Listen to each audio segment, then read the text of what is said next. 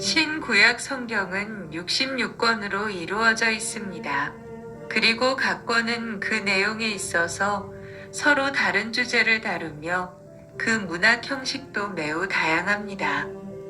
그러나 그 근본 주제는 천지를 창조하신 하나님께서 당신의 기쁘신 뜻에 따라 이끌어가시는 구속의 역사와 구속의 원리와 구속받은 사람들의 삶의 양상과 하나님을 향한 이들의 신앙 고백이 기록되어 있습니다. 따라서 신구약 성경 66권 전체는 모두 직간접적으로 유기적인 관련성을 가지고 있습니다. 이처럼 구원의 진리를 담고 있는 성경 모두는 상호 관련을 가지므로 성경의 올바른 이해를 위해서는 성경 전체를 통해 성경 각 부분을 조망하는 안목을 가져야 합니다.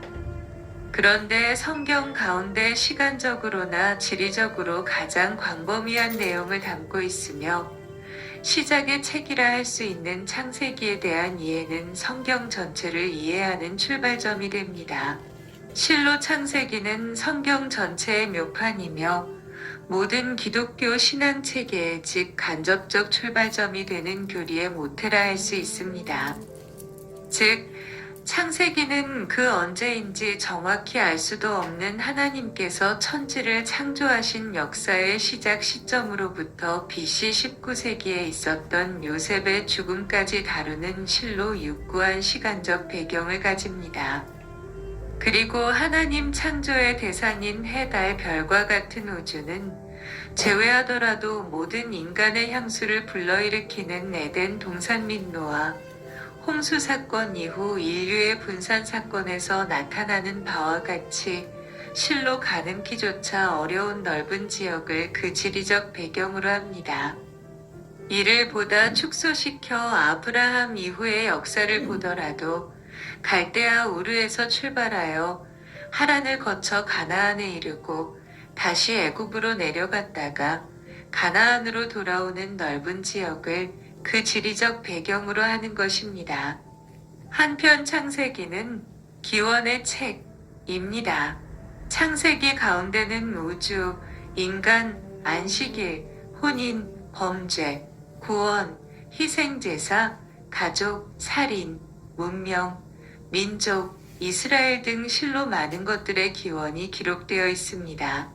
그 가운데 성경을 처음 시작하는 세 장인 창세기 1에서 3장은 성경 전체를 마무리하는 세 장인 계시록 20장에서 22장과 밀접한 연관을 이룹니다.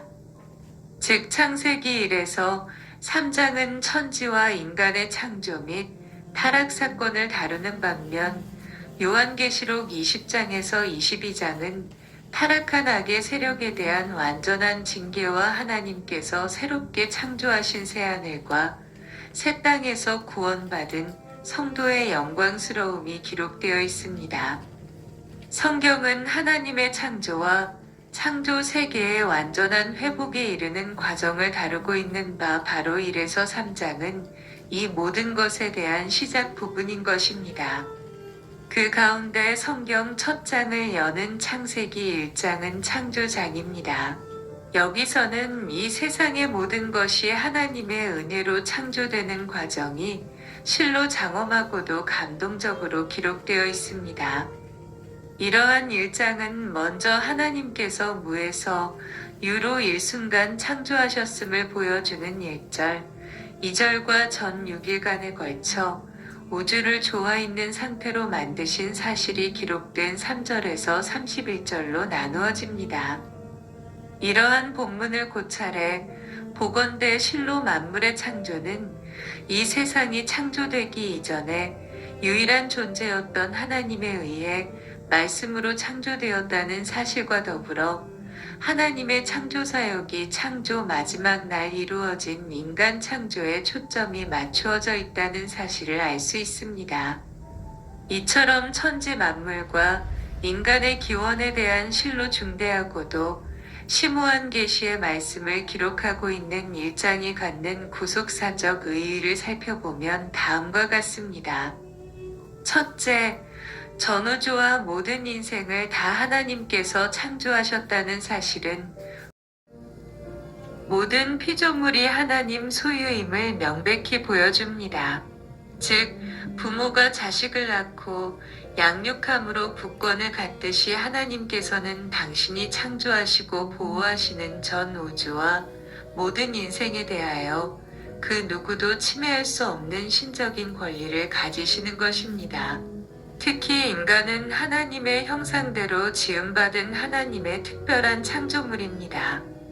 따라서 하나님께서는 전우주의 역사를 주관하심은 물론 특별히 인간의 역사에 대해 당신의 기쁘신 뜻을 드러내십니다.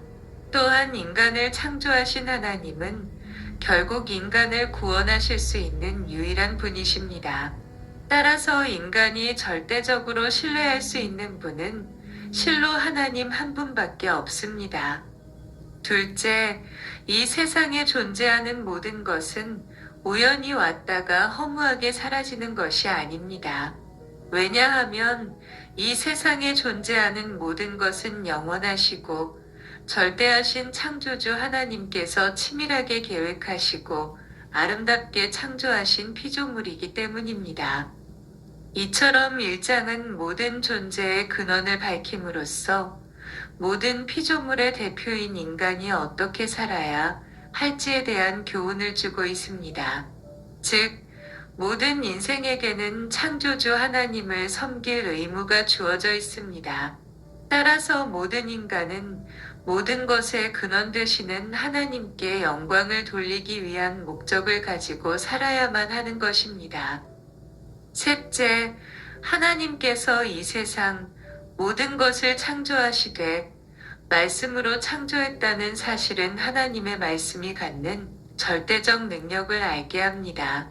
실로 하나님의 말씀은 1.1획의 어긋남도 없이 성취되어 삼라만상이 아름답게 창조되었으며 조화를 이루어 오늘날까지 존재하는 것입니다. 이러한 말씀의 능력은 하나님 말씀의 엄정한 기록인 성경에서도 그대로 나타납니다. 실로 하나님의 말씀은 살았고 운동력이 있어 좌우에 날선 어떤 검보다 예리하여 혼과 영과 및 관절과 골수를 찔러 쪼개기까지 하는 능력을 갖는 것입니다. 이러한 말씀의 권능에 힘입을 때 비로소 인간은 하나님의 뜻을 바로 알며 변화를 받아 구원에 이를 수 있게 되는 것입니다. 이처럼 1장은 구속사의 주체가 바로 천지 만물과 인간을 창조하신 하나님이심을 보여주심으로 하나님께서 주관하시는 구속사의 절대성을 입증합니다. 즉, 말씀으로 천지를 창조하신 전능하신 하나님이 이끌어 나가시는 구속사는 하나님의 뜻에 한 점도 어긋남이 있을 수 없이 진행되는 것입니다. 이와 같이 1장은 인간의 타락이 기록된 창세기 3장의 본격적인 구속사의 시작에 앞서 하나님의 창조 사역을 기록함으로써 구속사의 엄정성과 더불어 타락 이전 이 세상의 상태를 보여줌으로써 장차 그리스도의 재림으로 구속사가 완성될 때 자연계가 다시 회복됨으로써 이루어질 영광된 상태를 기대하게 되는 것입니다. 창세기는 시작의 책입니다.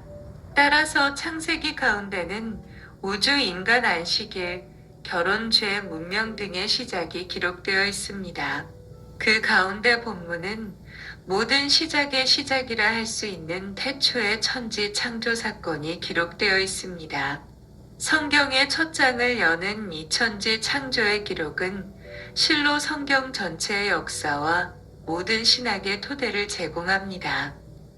보다 구체적으로 본문은 천지 창조의 주체가 바로 하나님이라는 사실과 창조의 시점이 태초이며 하나님의 창조는 우주의 모든 존재들을 이루는 구성 요소 즉 물질계 전체가 포함되며 시간과 공간 등 물질계의 기초 법칙이 절대 무의 상태에서 유의 상태로 창조되었다는 사실과 더불어가 창조된 우주의 원시적 상황을 기록하고 있습니다.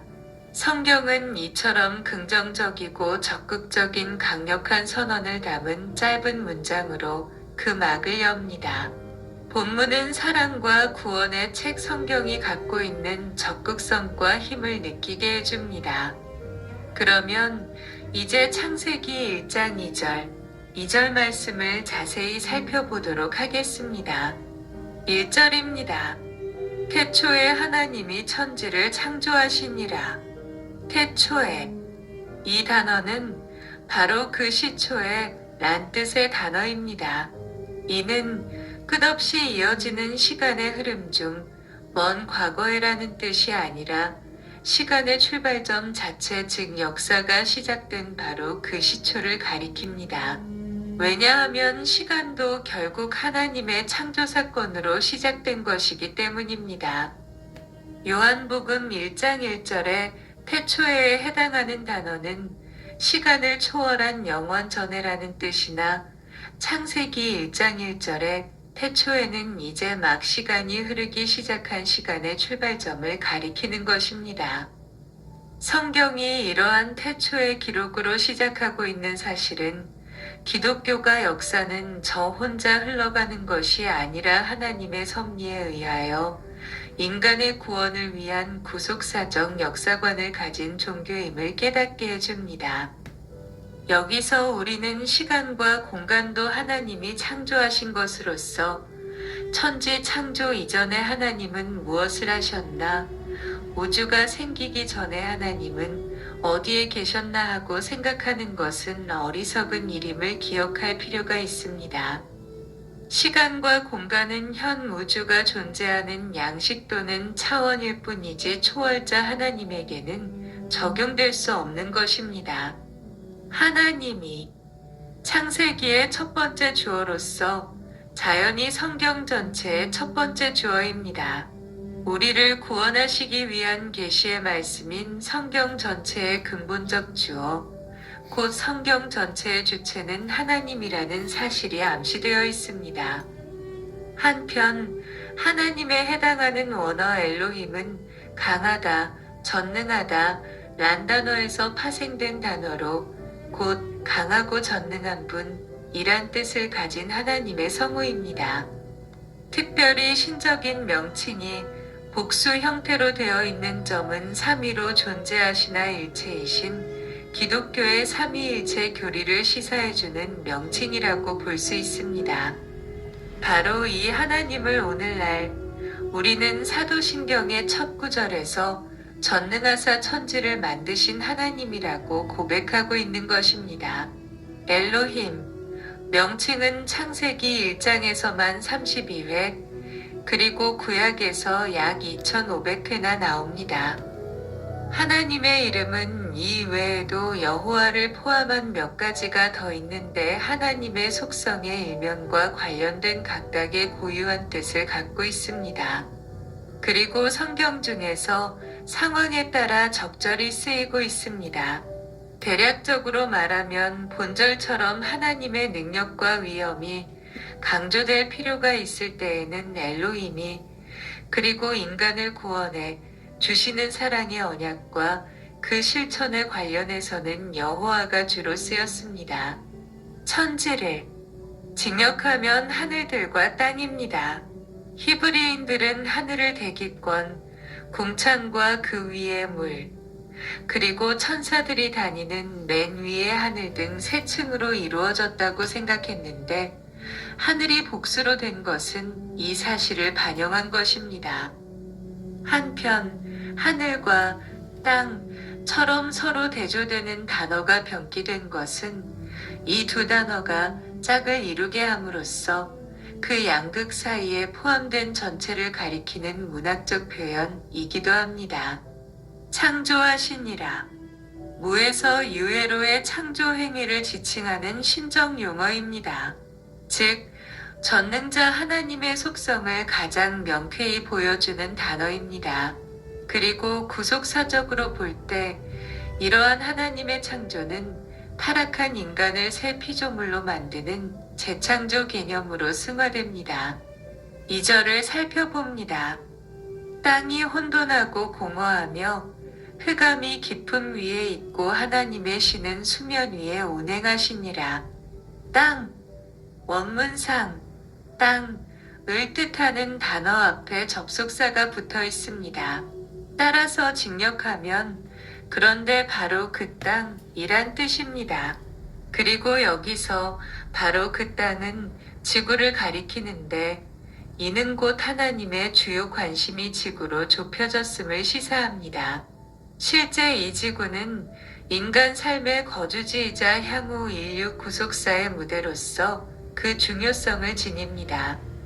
혼돈하고 공허하며 이는 황폐함과 공허함이 짝을 이루어서 하나님이 창조하신 지구 위에 어떤 생명체나 특정한 형태를 지닌 것들이 하나도 없는 상태를 묘사하고 있습니다. 좀 더 구체적으로 설명하면 황폐함은 황량한 사막에 아직 길이 나 있지 않은 원시적인 상태 또는 정돈되지 않은 무질서한 상태 등을 가리키며 또 공허함은 외적으로 볼 때 텅 비어 있는 상태, 가치 있다고 판단될 만한 것이 하나도 없는 상태를 가리킵니다. 또 이들 두 단어가 같이 쓰인 것은 비슷한 단어를 열거하여 강조의 효과를 노리는 히브리 수사법을 반영합니다. 흑암. 여기서 흑암은 단순히 밝음의 반대 개념이 아니라 빛이 창조되기 이전의 근본적인 암흑 상태를 의미합니다. 한편 성경의 영적 의미상 흑암은 일반적으로 악한 것, 죽음이란 의미를 갖습니다. 반면 구원은 이러한 흑암 상태에서 빛으로 이끌려 나오는 것을 가리킵니다. 따라서 지구의 원래 상태가 흑암으로 덮여 있었으나 하나님의 조성 사역 결과 아름답고 빛나는 세계로 승화된 것은 인간 구원 사역과 비슷한 과정을 보여주는 것입니다. 깊음, 물결치다, 동요하다 란 단어에서 파생된 말로 곧 큰 파도가 동요하며 물결치는 깊은 바다를 의미합니다. 즉 밑으로 깊이를 잴 수 없는 엄청난 심연이 있는 지구의 표면에 거대한 파도가 물결치는 현상을 보여주는 단어입니다. 이런 의미에서 72역은 심연으로 번역했습니다. 한편 깊음이란 말은 공고함으로도 번역되는데 이는 혼돈, 공허, 흑암 등과 더불어 아직 빛, 질서, 생명체 등이 존재치 않는 원시 지구 상태를 묘사하는 시적 의미도 지닙니다. 하나님의 신. 여기서 신에 해당하는 말은 바람 또는 입김이란 뜻도 지닙니다. 따라서 하나님의 신이 수면에 운행하셨다. 란 말은 수면 위에 큰 바람이 있었다고 볼 수 있습니다. 그러나 이 바람은 단순한 바람이 아니라 모든 생명력의 근원이요. 세상 질서를 주관하시는 제3위 하나님, 곧 성령을 의미하는 말입니다. 사도행전 2장 1절에서 4절의 오순절 사건을 보면 하늘로부터 급하고 강한 성령의 바람이 불어 마가다락방의 120문도를 변화시켰는데 이와 마찬가지로 성령은 태초 창조 사역에서도 짙은 흑암과 깊은 물이 혼재된 지구에 생명력을 불어넣는 바람으로 역사하셨던 것입니다. 이처럼 성령의 사역은 주로 생명력을 공급하는 것과 깊은 연관이 있는데 이는 마른 뼈들을 힘찬 군대로 절망과 죽음의 인생을 중생의 소망찬 삶으로 변화시키는 사역에서도 잘 드러납니다. 운행하시니라. 이 단어는 계속해서 알을 품고 있다 입니다. 즉 어미 새가 새끼를 까기 위해 혹은 돌보기 위해 깊은 관심과 애정을 가지고 따뜻하게 알을 품고 있는 상태 또는 새끼 위를 너풀거리고 있는 상태를 묘사하는 말입니다. 이는 혼돈과 공허의 상태로 흑암만이 짙게 깔리운 지구의 생명력을 불어넣기 위한 성령의 활동이 애정과 보호로 된 것임을 시사해 줍니다. 이제 하나님께서 무에서 유로 천지를 창조하신 대사건을 기록한 짧은 본문을 통해서 우리가 얻을 수 있는 교훈을 살펴보면 다음과 같습니다. 첫째, 하나님은 절대 초월적인 지혜와 능력을 가지고 계신다는 것입니다. 즉, 하나님은 아무런 외적인 도움이 없이 홀로 천지를 창조하신 실로 지혜롭고 전능하신 분이십니다.